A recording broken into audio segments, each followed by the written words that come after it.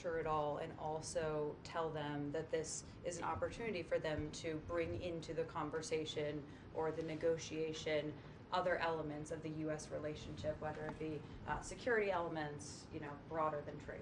Well, I think that we want to expand on all the other issues, but I think we need to bifurcate the two. Primarily, the trade conversations have been about trade, and that's how the president's treated it. Now, that doesn't mean that the bulk of our meetings here were not about trade. I'm not the trade negotiator for the United States.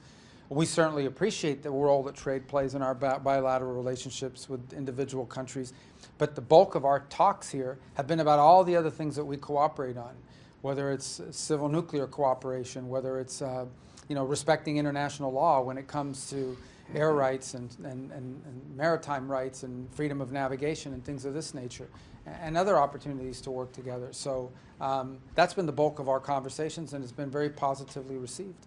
Just follow up on that, Mr. Secretary. Japan's Prime Minister said his country needs to wean itself from U.S. dependence in key areas such as security, as Tokyo faces the prospect of tariffs. Did you discuss that in your meeting with Japan's? No, we haven't. But at the end of the day, look, I don't think that that's a negative comment.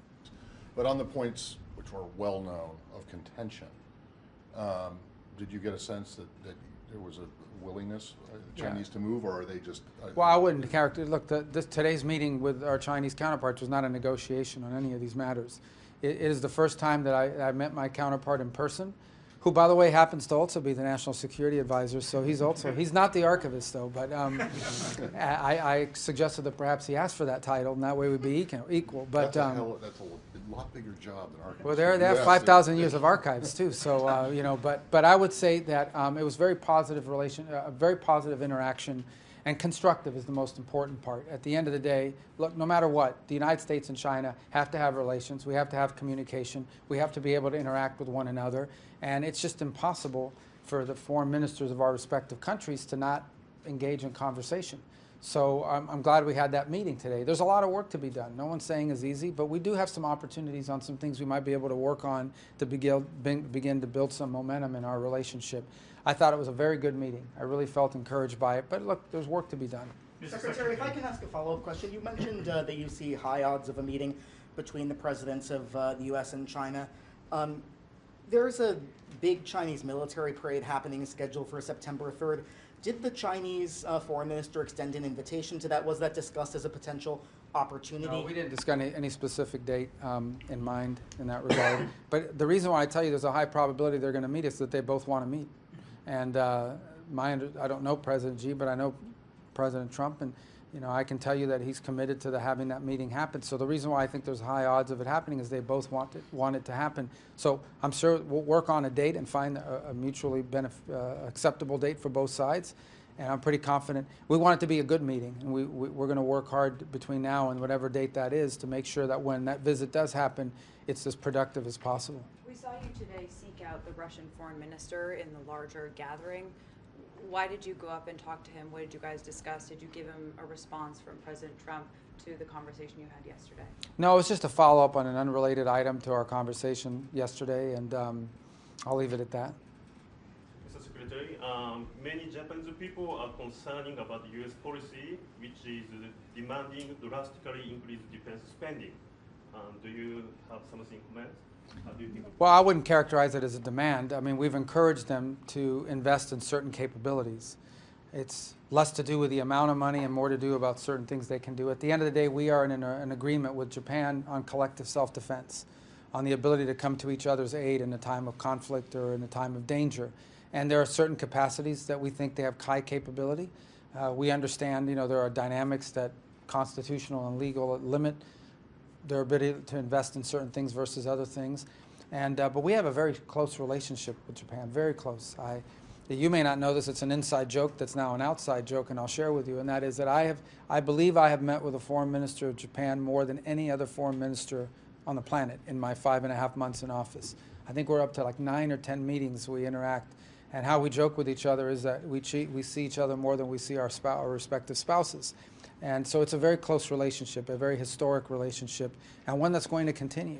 So I think anyone who's looking for like drama or division there shouldn't be doing it, because the truth of the matter is our relationship with Japan is very solid, and obviously we're both open democratic governments, so when there some differences of opinion, it's going to be public, not private, but I don't see that as a negative. We have a very strong and very good relationship with Japan, and that's not going to change. Mr. Secretary, in your conversation with Foreign Minister Wang, did the subject of Taiwan come up at all, and in particular the recent military drills being held by the Taiwanese? No issue about drills. I think the Chinese position on Taiwan has been expressed. I don't think it's a mystery to anyone in terms of where they stand on it.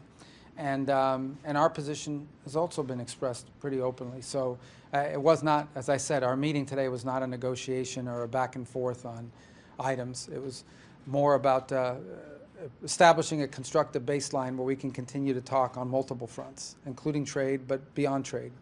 Secretary, if I can ask a question about your meeting with Vietnam, a country with one of the largest trade surpluses with the U.S.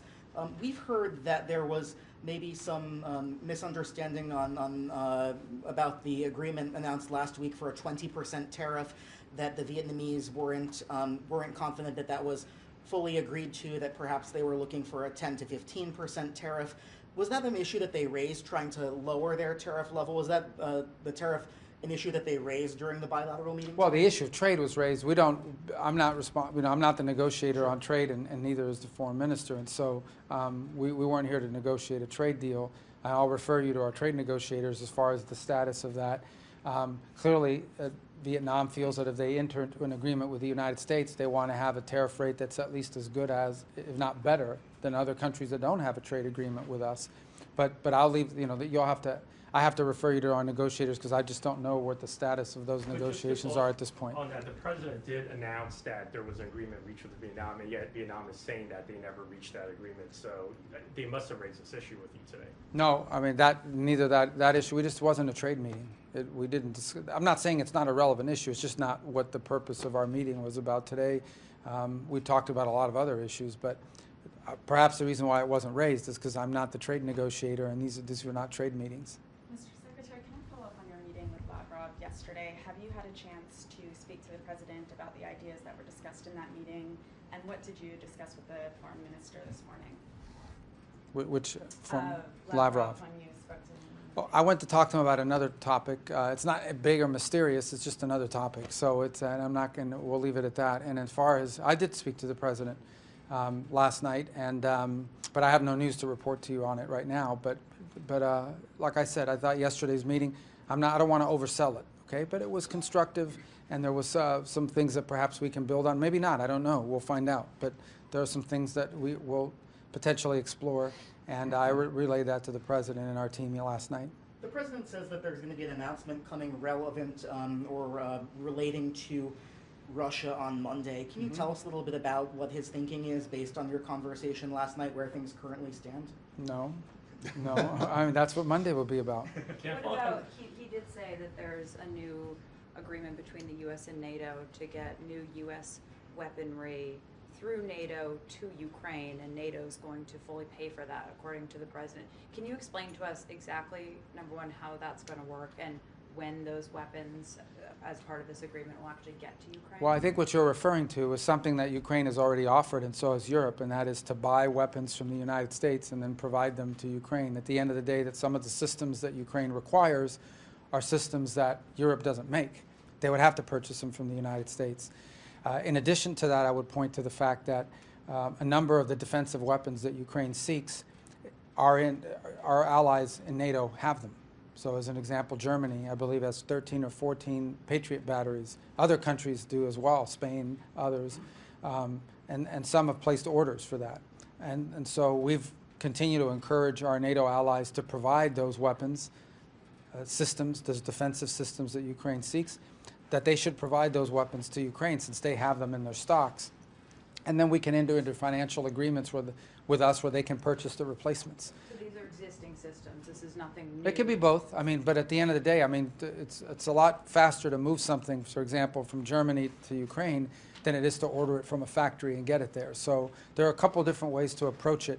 But the key is that there are existing capacities with existing U.S. systems within Europe right now that could be transferred to Ukraine, and then the Europeans could purchase the replacements from the United States. That's one aspect of what I think the president was referring to yesterday. Just a